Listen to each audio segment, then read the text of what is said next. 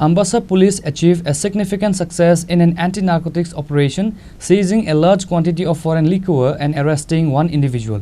The operation conducted on Monday was based on intelligence received by the detective department.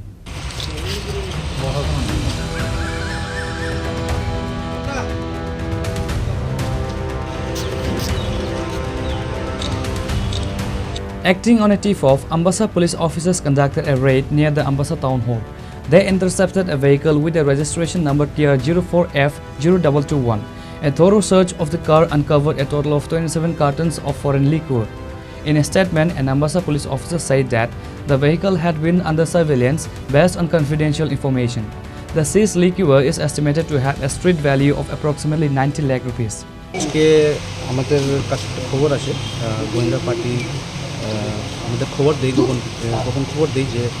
TR04F0221 tata punch গাড়িতে illegally অনেকগুলো foreign liquor নিয়ে যাচ্ছে।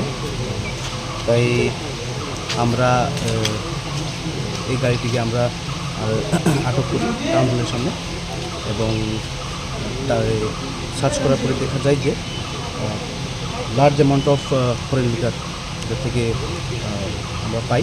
তারপরে আমরা গাড়িটাকে ট্রেন করে থানাতে নিয়ে আসি এবং যে ড্রাইভার তার নাম হচ্ছে Pradip Reang 845 son of Kharajram Reang of Gangan. কত কার্টুন স্যার? টোটাল 27 কার্টুনস, যার বাজার মূল্য হচ্ছে অ্যাপ্রক্সিমেটলি 9,000। মালগুলি কই নিয়ে যাচ্ছে? মালগুলি নিয়ে যাচ্ছিল গঙ্গান।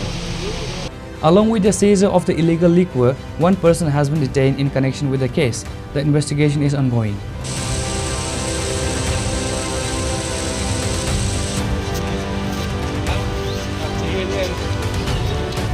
Reported by Biplab from Chini, Khorang.